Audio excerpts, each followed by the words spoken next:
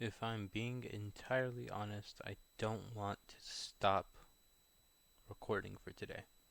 Kind of want to do another video, so alright, why not? But I want to go in a different direction. Just uploaded part 1 of my first Bleach What If and my first What If video on what if Ichigo began his training early. If you want more details, go ahead and click on that video. Should be on my channel.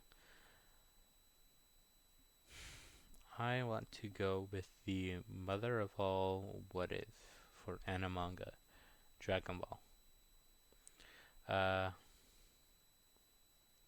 I want to start this by saying that it's going to be a bit of jumping between the really major points of the story. I kind of want to get through basic Dragon Ball, but I don't want to completely leave it behind. But either way, let's get started. Who knows? Maybe like a year or two down the line, this will be something I'll revisit to revise. Or maybe not. Maybe this whole YouTube thing goes horribly. We'll see.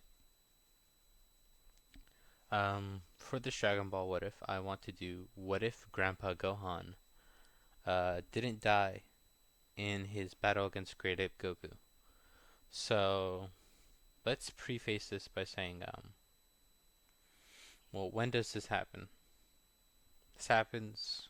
No one really knows. But it was definitely, I always said at least 5 years before the start of canon.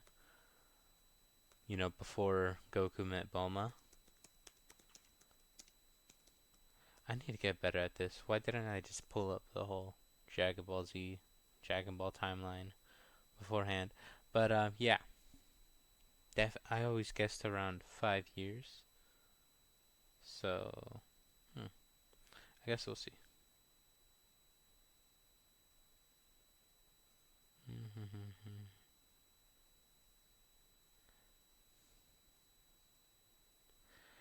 But basically, I want to say that Grandpa Gohan always seemed decently powerful. I don't know if they ever gave out um, a proper power level for him. I'm pretty sure the only power level we would have ever gotten would have been the power level he had when he fought against Goku when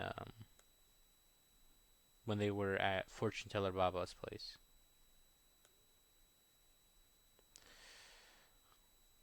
I'm pretty sure that's the only reason we would have ever gotten it. But hmm. Well, ooh, sorry about that. Either way, Goku was born 734. That's gonna be useful. But yeah. Okay, so he was born 734, so he was 15. Okay, so yeah, that wouldn't be too unreasonable. 5 years before the start of canon. Um, let me see. Does it actually mention on here when he dies?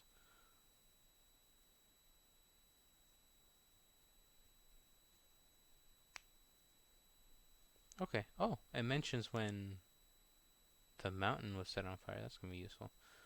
Let me see. Goku is 3 years older than. Huh, I never knew that. Well, I guess everyone thought he was 13. Hmm. No, whatever. Goku was released during his nursing capsule. Blah blah blah. Okay, sorry that took so long. Jesus. Yeah, what if Grandpa Gohan ended up surviving? Nothing too crazy, you would think, but as we all know, when it comes to the realm of what ifs, things can change very quickly from just one small little detail being shifted. So let's we're gonna mess around with Gohan a little bit, Grandpa Gohan. I'm gonna give him that pump up technique that Roshi has. You know, the one where he gets all buff and stuff. And basically, what we're gonna say is that I believe it's a 60% increase in power level. He jumped from like when you first meet Roshi, when he first fires off that Kamehameha, he jumps from like a 75 to a 120, 60%, I believe. Uh, but hold on, let me see. Roshi power level. He had a power level of what when he was.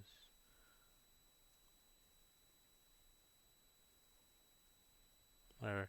I'm gonna stick to 60% because I know he jumped up to around 120 when he. Oh, no, yeah, right here.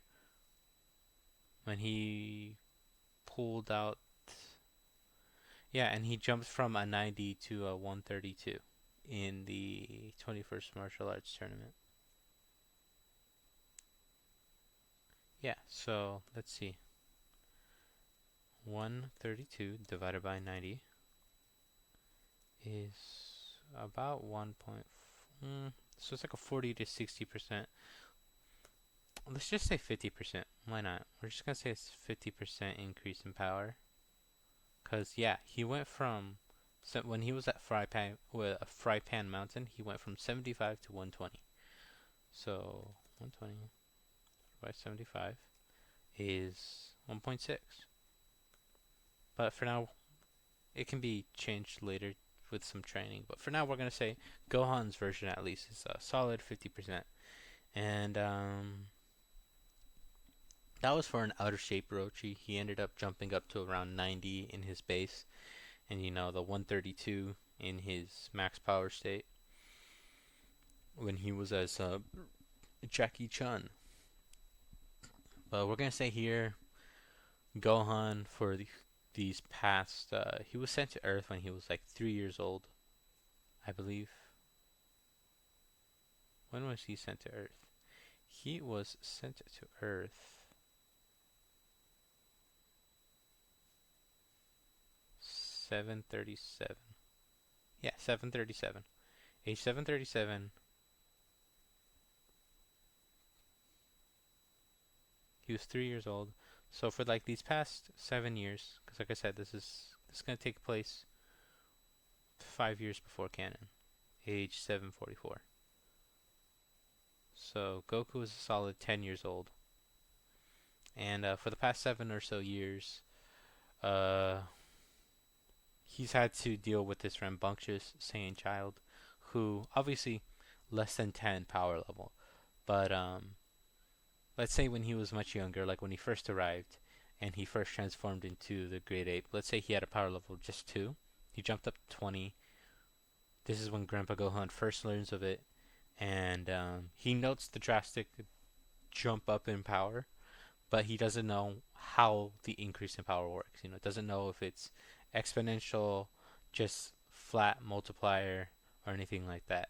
He observes it later when Goku gets a little bit stronger. Let's say he gets to a power level of 5 when he's around, I don't know, 7 years old. After 4 years, he's already hit his head.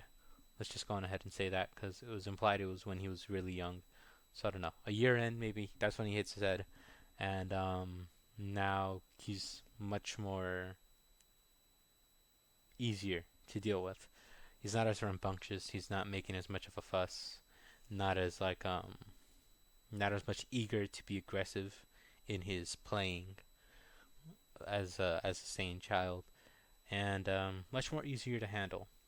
He recovers. He gets a little bit stronger. Minor Zenkai. Um, ends up getting some basic martial arts training, and we eventually get to the point where he transforms into the Great Ape, and let's say they're somewhat equal. Let's say,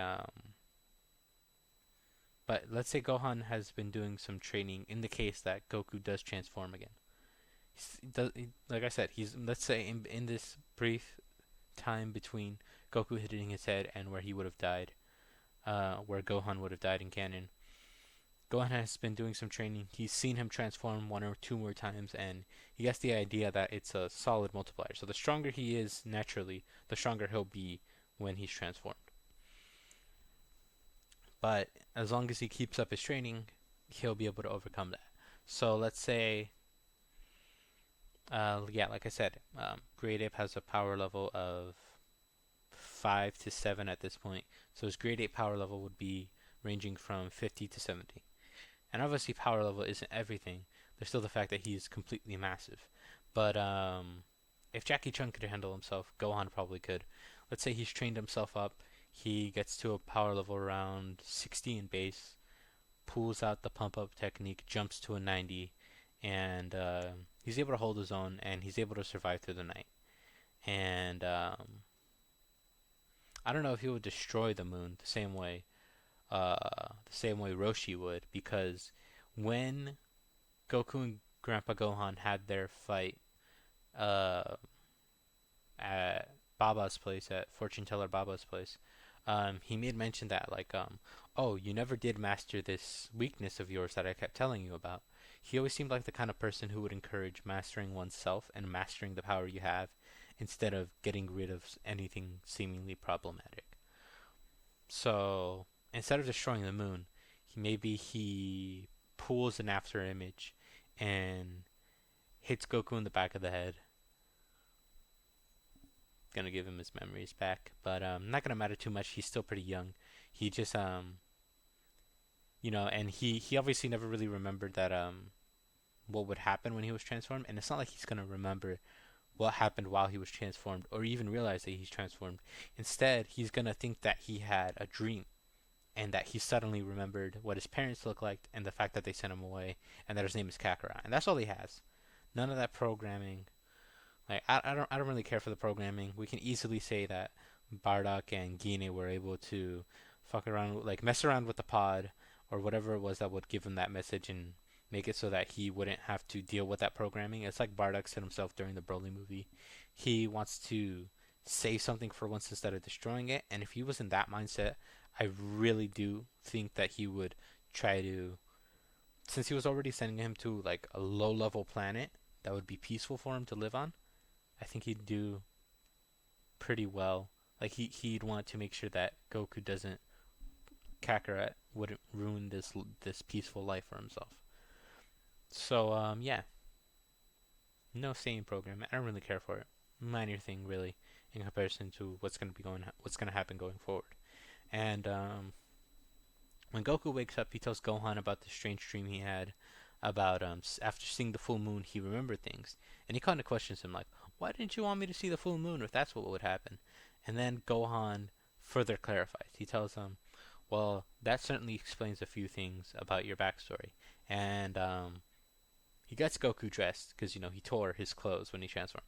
He gets him dressed, gets him some breakfast, and then he takes him down to the same pod that he had, and that's where a few more of those memories flash back to him again, and he asks him like, who is he? What is he? He gets a little serious. There's not going to be too much of an effect on his personality. He might be a little bit more. I'll get into that in a minute. Um, but he gets a little serious here. He asks who he is and who they are to each other, if he's even really his grandson. And Gohan, he comforts him. He tells him, of course. We may not be related by blood, but I took you in as my own, and you will always be my grandson. And he reassures him, and he tells him how he found him one day. He found this ship that crashed from the stars, that crashed from the heavens, and he knew that he was an alien, but he never really knew what he was. And he explains the concept of alien. So he just came from another place, very far away, another planet. Uh, and Gohan decides that he tells him about his transformation and how he lost control, and how if he loses control in the future, that could be a very big problem for him. If he really wants to go out there and see the world and look for and even beyond it, if he wants to venture one day into the stars and search for his parents and search for answers, he's gonna have to be strong. And to be strong, he's gonna have to master himself. So from here on out, he's going to take him out into, well, not yet. First, he's gonna train himself up. He's gonna train his own self up, and he's gonna be teaching Goku. He's not gonna be teaching Goku anything new, in the case that he gets much stronger. Cause like I said, another minor little Zenkai, if he jumps from like the 5 to 7 range in base, he's like 7 to 10. Very dangerous for Gohan. if they were to have to face each other as a grade ape again. So Gohan's gonna be doing some training. He's gonna be and to I don't know to get Goku to calm down. Maybe he just teaches him basic key control, which does make him a little stronger, but it's more that he's more efficient with what he has and is actually able to use it than he is going to be more dangerous, especially since as a mindless grade ape, he was already doing key blasts instinctively, and while they might be more powerful, never mind. I'm not going to continue. Like I said, Gohan's mainly going to be prioritizing some of his own training, and to do so, he decides to get into contact with some old friends. Um, According to Roshi, when Raditz ended up coming, Gohan had sent him a message and informed him about Goku and his origins, the fact that he was an alien. So I wouldn't be so surprised if he had some way of getting into contact with them, maybe through messaging him through like a letter or whatever. But he gets in contact with him. He informs him of the situation that he wants to train to get stronger. He wants to get back into shape, and he asks his old master, if he can help him. And Roshi's all for it. He's like, "Sure, I'll do any." Like, "Sure, old friend, I'll help you out, but perhaps we should call in another old friend of ours. If you really want to get into shape, if you really want to help this young lad master his power, maybe we should get into contact with the Ox King. He was always much more powerful. He was able to match you without without any need for any kind of pump up technique. He may be just the kind of sparring partner you would need. While I set up, a training regiment for your young lad." Ox King even informed me recently that he had a child of his own. Maybe they'd be interested in getting involved, but I suppose we'll just have to see. Uh, and just to inform you, Goku is 3 years older than Chi Chi, I believe. Is it? Yeah, 3 years older. Because Chi Chi was born age what? Age 737, and we are at age 739, 5 years before. Oh no, sorry, we're at age 744. So at this point, Fry Pan Mountain has been burning. That fire spirit has been around for about 5 years. Chi Chi herself is it's 5 years before, so she's about 8 in comparison to Goku being about 10. She's like, yeah, she's like 8 or 7, 7 or 8, something like that. And so we're gonna be introduced to her a lot early, and instead of it being crushes, she might get like something small, but she's not gonna be as interested in boys as she would be as like a young teenager. So instead, um, Roshi and Gohan, or Roshi first, Gohan and Goku travel over to Kame House. Turtle hasn't gone out for those groceries, so he hasn't been stuck. I think it was like for like a year he was gone. Whatever. We're just gonna say that he's still in Kame House, and let's say at this point, Roshi still has been holding on to that. He's still holding on to that fan that he has. To that Ox King wanted him to use to blow out the mountain. So let's just say he still has that fan. And when they meet up, Goku just randomly points out that he has um, the star orbs. That's gonna be what he calls them for now. The star orbs. He has a star orb that's similar to the one Grandpa Gohan keeps, and they both chuckle at him being, young and naive. And he's like, "That's right. I'm Master Roshi. I trained your grandpa long ago."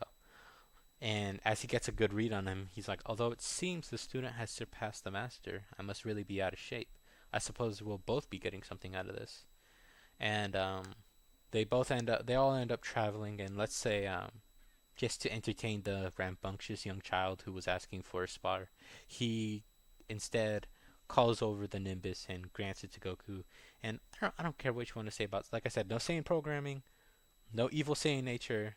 Goku's pure. He just has his memories and he knows that his real name is Kakarot, which he's not really gonna go by. Maybe if he had never hit his head in the first place, he'd be more insistent on keeping his name as Kakarot. But I feel like in the same way that Goku now has been getting used to the name Kakarot, he would eventually get used to the name of Goku. But yeah, he's able to use the Nimbus, and him and Gohan ride that while Roshi rides the fry the rides the flying turtle that he has.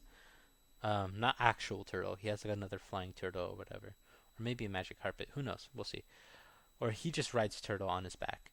Uh, and let's say while he was waiting for Roshi to, or while he was waiting on Goku and Gohan on arriving, he had sent a letter out to Ox King when he first got Gohan's letter, um, or message or whatever. He had sent a message out to Ox King, but he never got one, or he got one back, and it was a panicked message explaining his situation that he needed him to bring his fan in order to put out a massive fire that had been surrounding his home. And he ends up bringing it along. They all meet up there at Fry Pan Mountain, and there's no incident with Chi Chi, or if there is, Gohan and Roshi are the one to save her because they're a lot faster than Goku. So they're able to save her from that T-Rex or whatever. I think she ends up saving herself actually, and she ends up passing out in fright. But she's not powerful, and she's not as powerful. So Gohan and Roshi step in, and then Ox King arrives. And at this point, Goku and Chi-Chi have been introduced, and Roshi and Gohan introduce themselves as friends of her father. And while she's initially suspicious, when she hears the name Roshi and Gohan, she vaguely recognizes them, especially since her father has been kind of happy. Apparently, two friends are coming to visit, and they may be able to help. So she's willing to listen to them. She brings them to her father, and they end up meeting each other. Um, Goku's kind of fascinated by this really big man, and he wonders how strong he is. Uh, they have Roshi ends up using the fan, the Bancho fan, I believe it's called, in order to blow away the fire spirits surrounding the mountain. And Gohan and Roshi also learn about Ox King and his murdering ways, and they're kind of upset with him, but they bring up the fact that they need some help in training. Uh, as Goku and Chi-Chi are talking about something random, maybe Chi-Chi inquires him about his tail, and he tells her that, oh, I'm an alien. And she doesn't completely believe him, but she's also never seen a normal human boy with a monkey. Oh, sorry. She's seen dinosaurs, and she's seen monsters, and she's seen anthropomorphic animals, but she's never really seen a cross between human and animals. So she's a little inclined to believe him. Not completely, but a little bit.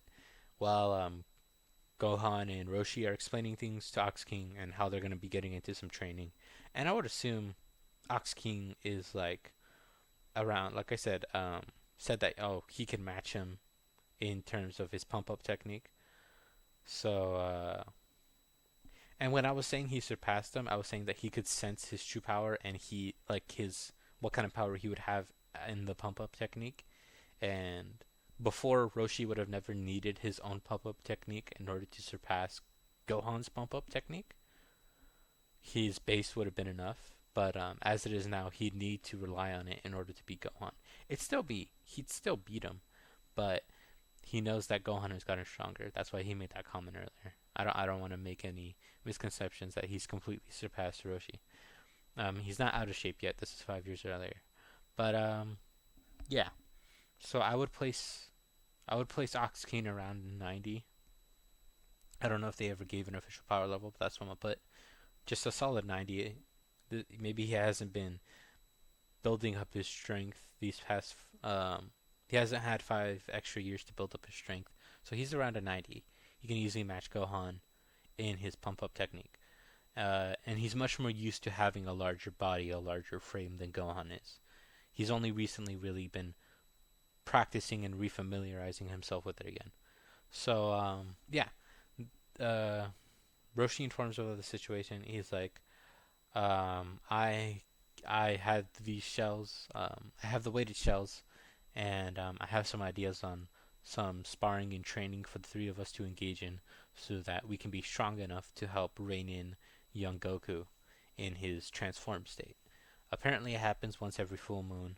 Um, I know you have things to take care of here in your kingdom, but it would mean a lot if you could help us out. And he's like, oh yeah, sure. We're still in the mountain range. We're not too far from uh, from Mount Paozu. So this is what they end up setting up. They're going to be staying mainly here in Fry Pan Mountain, um, and every night on the full moon, or the day, the day before, or the day of the full moon, they will head out to Mount Paozu, and throughout the night they'll be training and helping rein in Goku. And the next day, they will let him rest, and the adults will travel back to Frypan Mountain, where they will resume their training. Um, Goku and Chi Chi kind of have are gonna have free reign to explore now that the fires have been put out. They'll explore, they'll get to know each other better, they'll be more friends before they're, you know, strange rather than just jumping from acquaintances to strangers to acquaintances to lovers. They're gonna be They're gonna be decent friends. And Goku talks about what it means to be strong a little bit. He's like, "Oh yeah, I like strong people. I like fighting." And she's a little bit put off by that, but she knows that her father enjoys fighting, and she asks him about it. Like, what is it exactly that he enjoys about fighting? And he says, "Well, I recently learned about my parents and my family." And she ends up eventually learning when, like, after the first night, they end up traveling to Mount Paozu. She asks if she can tag along, and they initially try to refuse her, but she ends up talking Goku into letting her come.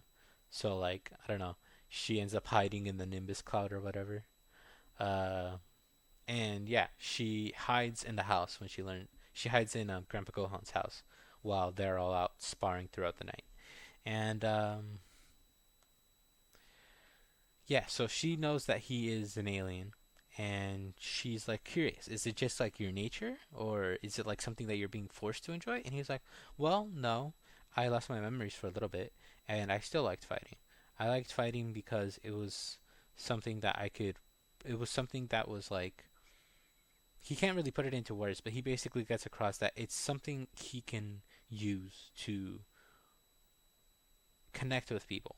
Like he's not really good with words. He's not really good at like expressing his feelings in words to other people. But when it comes to a fight, he can really connect to another person. He can feel their soul, their intent exchange. Like whenever he's sparring with his grandpa, or recently sparring with Roshi and Ox King. Like with Ox King, he gets that he's a little bit like himself. He really enjoys the rush, the thrill of the battle, of just expressing yourself through combat, of competing and enjoying that lighthearted competition, but also treating it as the serious fight that it is. With Master Roshi, it's an exchange of skill and prowess. It's a way of communicating one's power in a seemingly violent manner, but without truly lethal intentions.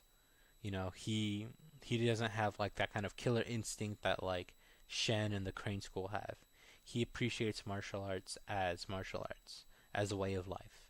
And with Gohan, it's something similar, but you know they obviously have a much closer bond, and he can communicate his feelings as a teacher, as a mentor, and as family to Goku through fighting. And Goku can communicate his own feelings of, you know, being a student, of being family, of being a fellow fighter, a fellow martial artist, and express his instinctive want and crave and lust for power and battling. You know, kind of like that Kenpachi thing. Like, do we fight in order to gain more power, or do we gain more power in order to fight? It's just an instinctive thing, and it's something that he accepts as a part of himself. Again, not in so many words, but that's I guess that's something I've always wanted to get him off of my mind about him. But yeah, as he's like kind of fumbling with his words and trying to explain it to Chi Chi, she kind of gets the idea, well, why don't we spar? And they end up having a little bit of a sparring, and she kind of gets into it. She kind of enjoys it.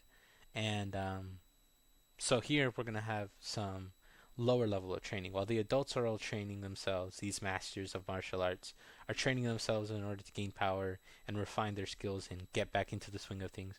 They take notice of these two members of the next generation training and having fun and enjoying martial arts for what it is, a way of life and a way of expressing yourself. And so while they're a little hesitant, they they just because of the fact that it may strengthen Goku over the course of like let's say initially the next 2 to 3 years, they decide to start training Goku and Chi Chi, and it's not as intense as the training Goku went through for the 21st martial arts tournament that Goku and Krillin went through, but it's the same kind of training but stretched out over the course of 3 years instead of being condensed into 8 months. And over these 3 years, they're able to get Goku to gain control. At one point, they get to a point where his gradient power far surpasses the three of them even combined, just because he gets up to like let's say like a 20 in power level, or not all of them combined. But he's a threat that if he manages to take any, he'd be able to take any one of them out with a stray punch that may be a little bit too forceful or a stray energy blast that may be a bit too potent. Because he's also learning key control as well as martial arts.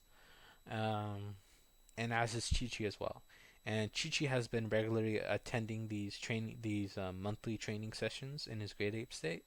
And let's say about at the 2 year mark, there's an incident where he swats away Ox King with his tail, briefly dazes him, and is about to squash Gohan, similar to what happened in canon. And Chi Chi breaks out, and she rushes out of the of Gohan's hut and is able to help rein him in. And this is the first time he has lucid control. He's had a few moments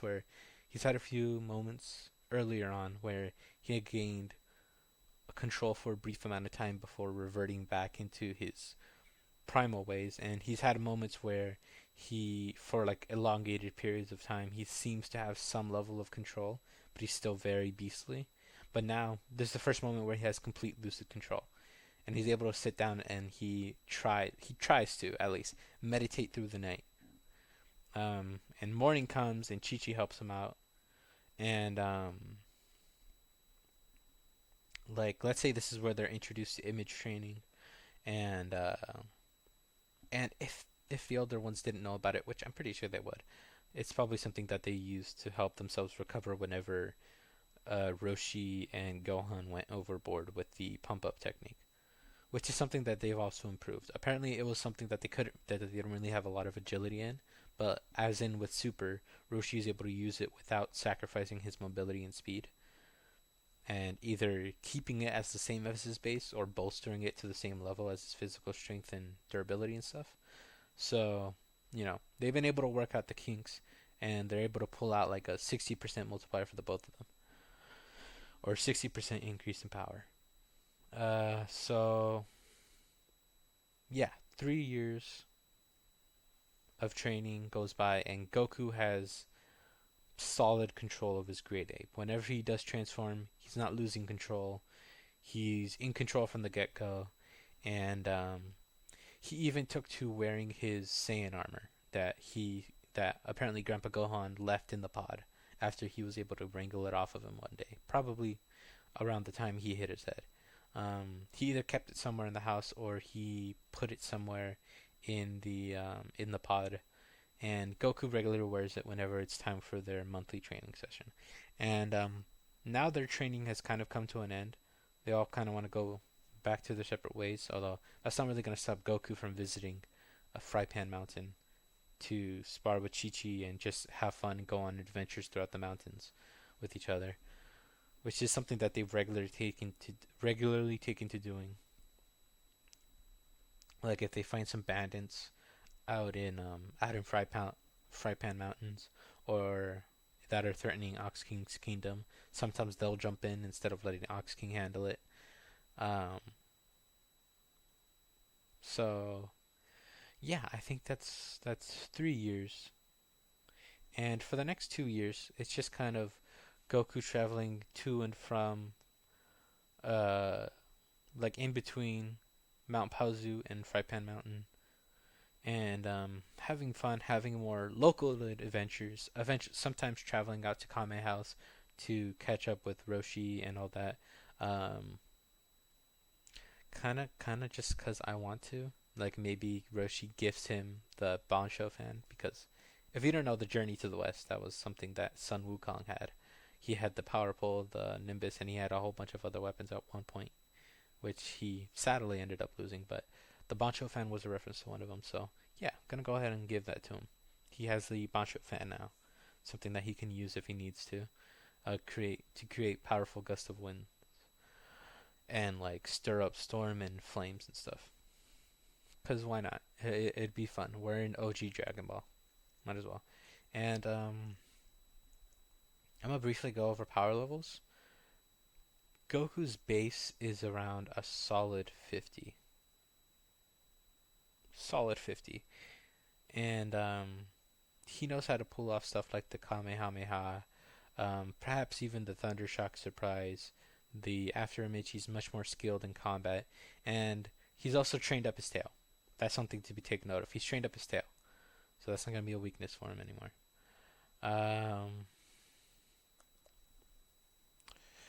Chi-Chi is pretty powerful. She's going to be around, I'm going to say 30, 35, something like that. She's going to be like a 30 or 35. The kids weren't training with the weights, by the way. They were just doing basic martial arts training and key control and stuff. Um, but they are decently powerful. Decently powerful. Not ridiculously powerful, but they are decently powerful. Uh, so yeah, Goku's around a 50. Chi-Chi is around a 35. Um, Gohan is probably somewhere in the range of a solid 90 in base, and like I said, 60% increase in power. So if he's a 90, he's jumping up to about 150-ish, something along those lines. Let me see. 90 times 1.6. He's 144 in his pump up technique. Um, Ox King is a little bit above him because he doesn't have to use a pump up technique, so he's like around 150, and Roshi is around a 110 in base, and jumps up to a 166 in full power. So they are all much more powerful, much more dangerous, and all teamed up. They don't really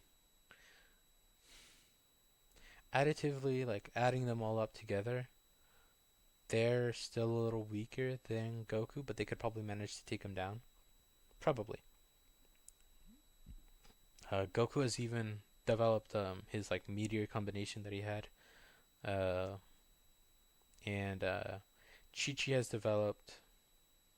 Let's say she learned how to do the Thunder Shock Surprise because she has like that weird thing with her helmet where she shoots the beam out of it. So let's say she's learned the Kamehameha, as has Goku, and they've both learned like the Thunder Shock Surprise, and Chi-Chi has learned how to channel electricity through her helmet thing, so she can zap out beams of electricity from much further away if she wants to. Whereas Goku has learned how to use it with with his martial arts, so he can throw an electrifying punch, which is pretty cool. It's not that bad. And they could also do like basic ki blasts, and just because like it seems to be instinctive for Saiyans, he learns how to fly, which kind of miss Goku, which kind of miss Roshi. Um, Gohan has a little bit of a chuckle because he knows it's gonna bother his master, and Ox King just straight up bellows out in laughter. And yeah, and he wants to learn how to trigger the transformation on his own without needing the moon, but he has no idea where to really go with it. Uh, he's he for these next 2 years that he's gonna have, where he's gonna have like little itty bitty minor adventures in like the local area, just fighting off dinosaurs and maybe like camping for a bit with Chi Chi for like a few days at a time. Uh, throughout these 2 years, he does it by trying to um, either resist the transformation so that he knows how to keep himself in his base state while experiencing the power of the full moon. Like during the full moon, he'll either try to keep himself from transforming, or if he does transform, try to transform himself back. And he gets some progress. Like he can kind of, his body will begin shrinking at times. The fur will start to recede, but then he'll always eventually snap back into his full Uzaru state, and he's always losing the power. And he's always losing the power, but it's something he gets some decent progress in over the course of 2 years. Um, and it's not that bad. Maybe he ends up like in studying the power, like experiencing it so many times and having such level of king control. Maybe he develops his own version of the Power Ball, where instead of releasing it, he does it inside. But he definitely doesn't have such a technique mastered completely yet. Um, it's just something he's working on, and he's like I said, definitely stronger. He's at a power level of 50 by the time the 3 years are over, because he's getting proper training from serious martial arts masters. Uh, and that should be it. By the time we get now, we're in Canon Dragon Ball. Bulma arrives, asks about the Dragon Balls. Let's say Chi Chi was over visiting, and she was camping with Goku again. They were bringing in some fish to Grandpa Gohan so that they could all have a nice dinner together. And Bulma shows up. And it doesn't go exactly the same as in canon. They're able to completely dodge being hit, although she does swerve a little bit.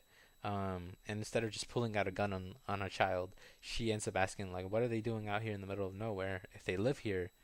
And they end up inviting her to dinner as well. Chi-Chi's a little bit miffed because at this point she's definitely developed her crush on Goku. Um, but Goku doesn't really have an eye for romance just yet. He's a little bit more self-aware about these. He's more aware of these kind of things, but he doesn't really have romantic feelings. And if he's ever gonna consider anyone, his mind would just immediately jump to Chi Chi because she's the only girl he knows at this point, and the only girl he's known for the longest amount of time. So you go to Grandpa Gohan's place, learns about the Dragon Ball there. She tells him about it, and Goku asks Gohan if they can go on a proper adventure. And he's like, "Oh, all right. I suppose you can have some fun. Just do be careful." And normally they do it where like Gohan joins them if he's alive. I don't know if he'd need to. He has some pretty good confidence, but maybe he decides he'll join them traveling to Fry Pan Mountain, or I don't know. It depends. I'm gonna just have him decide. Similar to Canon, they since Goku recognizes them now, he knows Roshi and Ox King as well. Each have one. Um, Goku and Chi Chi discovered it when they were finally able to explore the place after the fire was put out, and they discovered the other Dragon Ball that Ox King had, and they decide to first fly over to Master Roshi's, where Gohan is able to talk his friend into handing it over without needing to take a look at Bulma's panties. And there's nothing with Bulma's panties being gone because they're able to get there pretty quickly. Um, let's just say Gohan rides on the Nimbus um, while Chi Chi and Goku fly off. And I don't know, Bulma is carried by like Gohan or whatever. And they get to their well, they go there the next day. We'll just say that they go there the next day, because I think they, yeah, it says here that they meet him the next day, anyways. Um, they're traveling through. They go to Master Roshi. He's able to talk him into giving the Dragon Ball, and then Roshi deciding just to make sure things completely go smoothly, and also because he's been bored these past 2 years, even if he has only had Ox King for company, or Goku for occasional company, he decides why not drop in on a visit with Ox King. Hasn't seen him in 2 years. Make sure he's not slacking, and definitely make sure he's not, you know, being reckless again. They travel through Fry Pan Mountain, and like I said, in their adventures in the general area between Mount Paozu and Fry Pan Mountain, they've had a few adventures. Goku and Chi Chi have taken care of Oolong. They haven't traveled through the desert. They usually just completely gloss over it, but they take care of it. And when they travel to Fry Pan Mountain, they usually fly over it, over the desert where Yamcha is, and they went when back when Goku and Gohan were traveling. They went from Mount Paozu to Kame House and then to Fry Pan Mountain. They never really stopped by the desert where Yamcha is. So here, I'm not gonna have Roshi come along. Whatever, he can stay at Kame House for now. But seeing these two go on and seeing these two peoples of his go on an adventure kind of makes him wish he had another people. And it's gonna be the same with Gohan, because as they're traveling through the desert to Fry Pan Mountain, they end up coming across a bandit who who recognizes Gohan pretty immediately, and when he sees the kid wearing the power pole, he kind of freaks out, especially when there's not so much with Chi Chi, but Bulma there. He kind of freaks out, but Gohan is able to get him to settle down, and he's like, "Well, what are you doing living a life like this?" And especially after, let's say, Goku ends up talking Yamcha into a spar, and while he's a little nervous, especially when Gohan is right there, his hero, never mind the girl, he's able to get him into the zone. They have a oh man, they have a decent spar, and Gohan is impressed with him. He's like, "What are you doing living out all the way out here in the middle of nowhere?" And this is where Gohan decides he's actually gonna head back, and he's gonna take this young lad under his wing. So Yamcha isn't going to be traveling with the party. We don't have any Oolong either. Like I said, Goku and Chi Chi took care of him in their little adventures. Uh, but yeah. Let's say yeah, and Yamcha is going to definitely take up this offer to train with Gohan. Gohan is kind of bored, and he decides, while the adventure wouldn't, it would be fun. He's not sure what he would do outside of standing out of the way and wanting to let Goku handle it himself and have his own adventure. So he's gonna take this young lad under his wing and train him up. And butterfly effect, because of all of this happening a lot earlier, let's just say over the course of this journey, a certain bald monk is gonna be stopping by Kame House a bit earlier as well. Um, Not just yet, but I'm definitely gonna have that happen a little sooner. Um, but yeah, they end up and they go to Fry Pan Mountain. They talk to Ox King, and with his daughter and who he basically views as a son or at least a nephew. He's like, "Oh yeah, no, fine. All right, go ahead and take it. I don't really need it. I have plenty of other treasure." And whenever any bandits try coming by, I typically just rob them. So yeah, you can go on ahead, and they take it and they go on their journey. They end up encountering the boss rabbit, which, like I said, or at least they would, like I said, Goku and Chi-Chi have been in the general area, been traveling around, and they've taken care of it.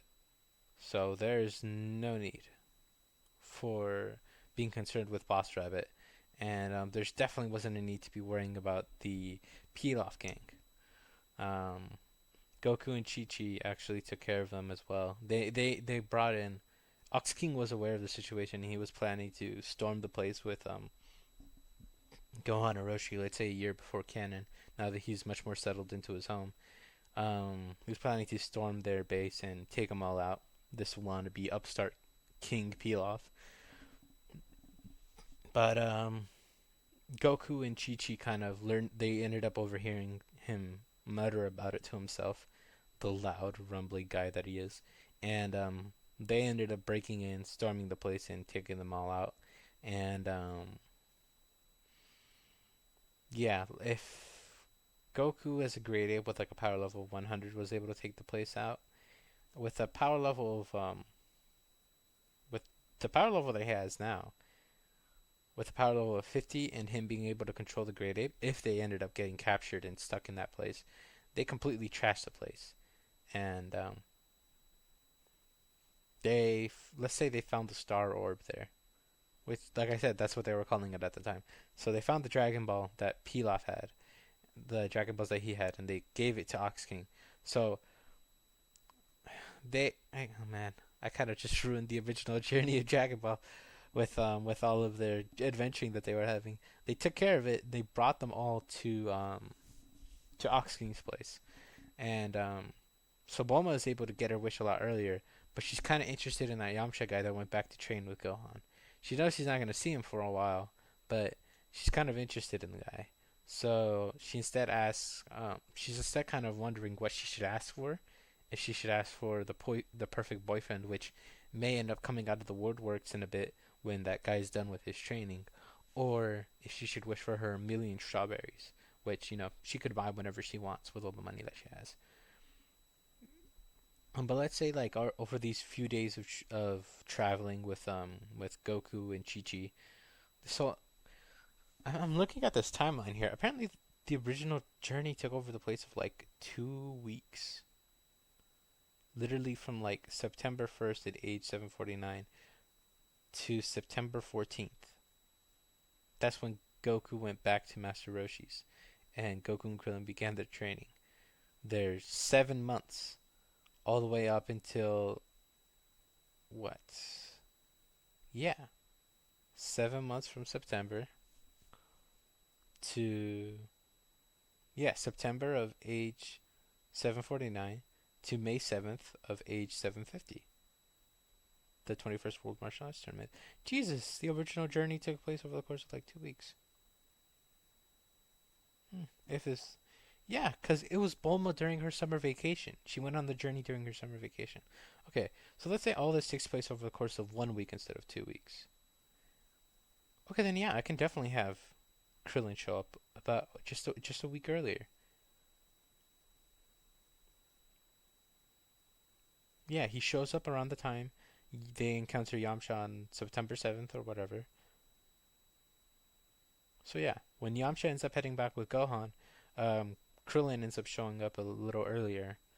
Maybe he heard some rumors of some activity regarding the Turtle Hermit School in Frypan Mountain. Maybe there was some sightings of the great martial artist Gohan and the Bandit King, Ox King, and their master Muten Roshi. So maybe he just got there a week earlier. Whatever. Krillin is training him, but only about a week earlier. Not too crazy. He's just gonna be there if they end up getting back. Um, so yeah, Moma is a bit stuck on what her wish is gonna be, and she just decides, in this week of traveling with them, Goku offhandedly mentioned a few times that he was an alien, which she isn't too completely shocked by. She's met Jocko, um, but it does kind of catch her off guard. So she's a little curious about that, and she asks about, "What can you tell me about?" Or either she asks or she offers the wish to Goku to learn more about his people. Which, yeah, I'm gonna just do that. He ends up taking up on that wish, uh, especially since, yeah, they probably would have learned about it.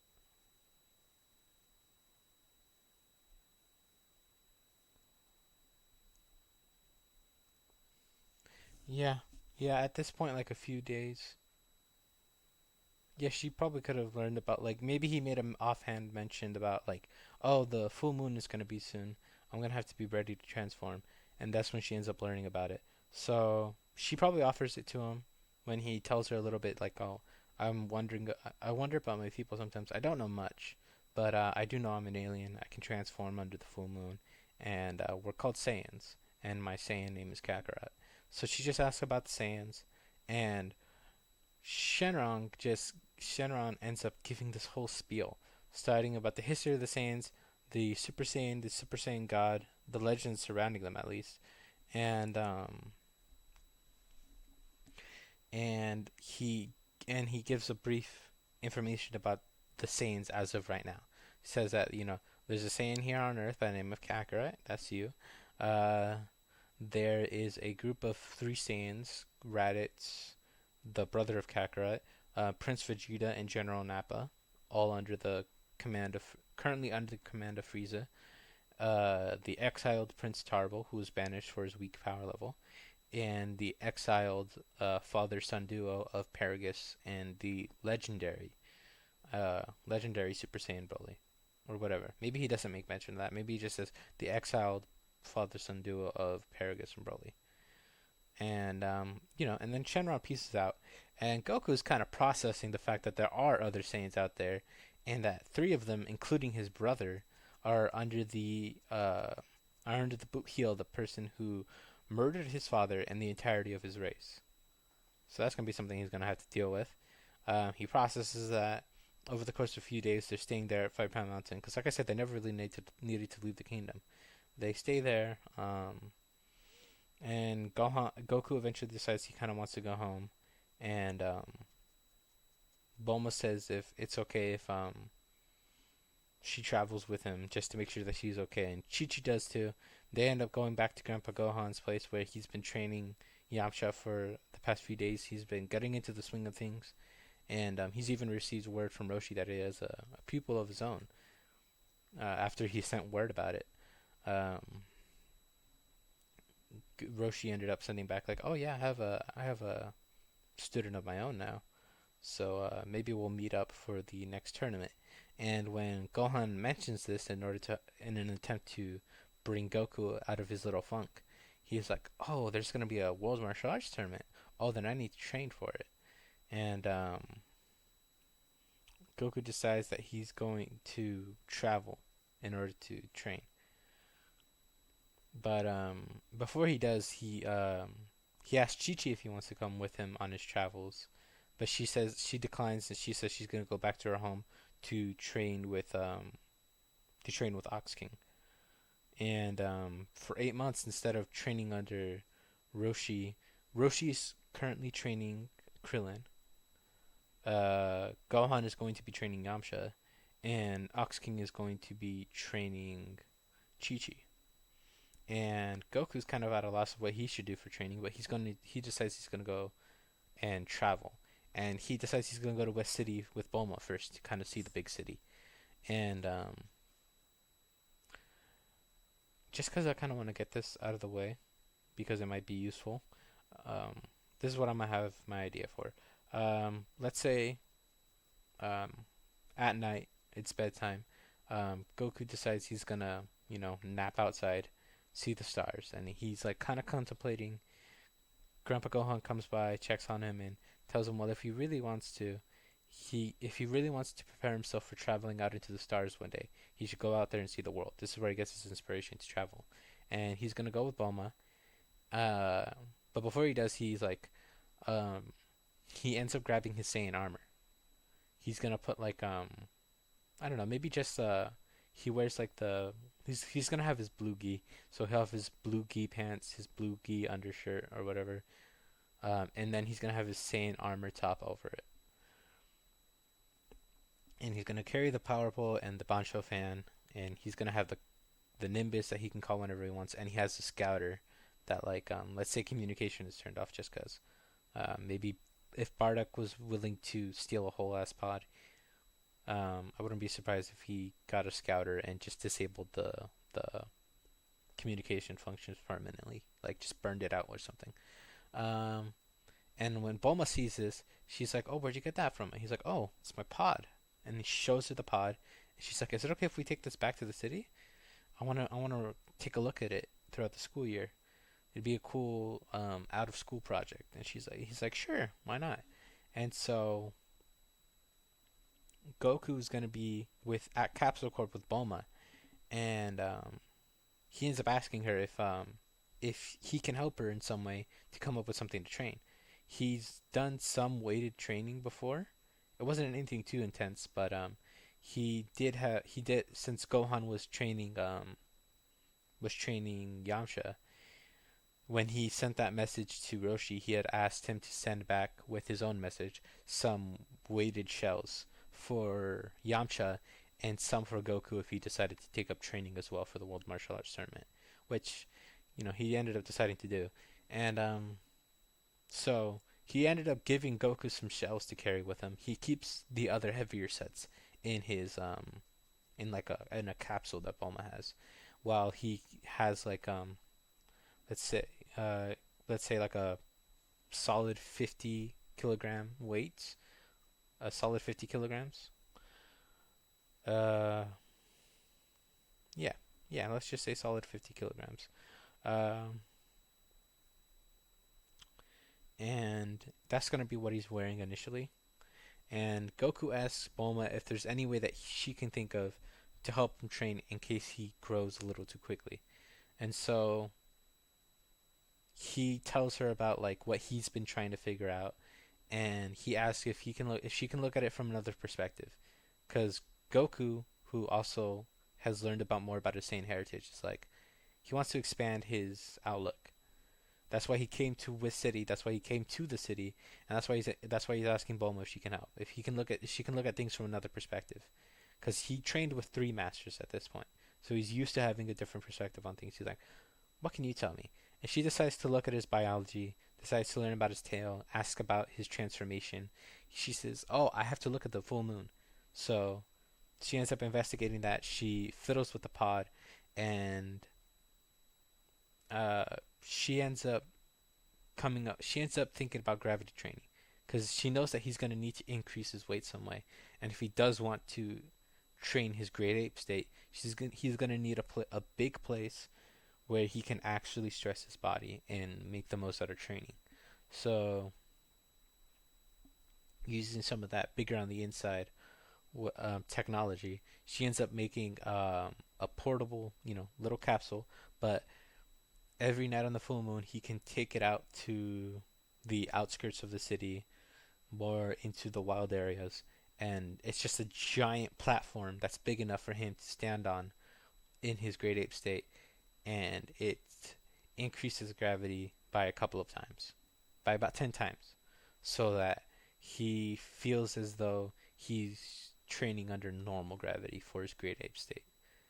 And he even asks her if she could just make a normal chamber for him to use while he's in his while he's in his normal state, but she does end up doing. And we get the gravity chamber a lot earlier, but it's gonna be locked at 10 times gravity for a bit as the absolute max. In his base, he can only handle up to about 2 times the normal gravity, and he has to do that without any weights, because if he puts the weights on, it's gonna completely crush him. And this is gonna be his training. He's gonna be doing his weighted training, normal training, learning how to like. Maybe this is how he ends up learning how to formulate the power bowl, because she creates like a blood wave machine. Uh, and this is gonna be his training. He's gonna be training with different levels of gravity in his base and his great ape state, learning how to transform into his great ape state at will, and learning how to adjust to the weights that he has while in higher levels of gravity. So he ends up getting up to like the 100 kilogram shell that Grandpa Gohan packed for him, which is the highest level that he's able to handle. And before the martial arts tournament, like I said, the gravity chamber she built, she I don't know, I didn't mention it. I'm so stupid. She designed it specifically so that it would jump up in increments between like from 1 to 1.1, 1.2, 1.3, all the way up to 5 times normal gravity instead of the complete 10 times of the platform for his grade 8 training. And it gets to the point by the end of the 8 or 7 months of training, just before the World Martial Arts Tournament, he is used to transforming throughout the day, because of the blood wave machine. He can completely do it on his own, but he's much more used to transform. He can de-transform if he needs to, and he can handle 10 times normal gravity while in his great ape state and move around normally. Because I don't think it's that he gets slower in great ape, but that he's just as fast as his base. So he learns how to move at normal speed, despite the fact that he should be astronomically slower. That's what he's able to adjust to, and he's able to wear his 100 kilograms weights with a 50% increase in gravity in the normal chamber. So he could theoretically handle up to 150 kilograms. That's what he gets to by the time it's time for the World Martial Arts Tournament, which I will cover in my next video.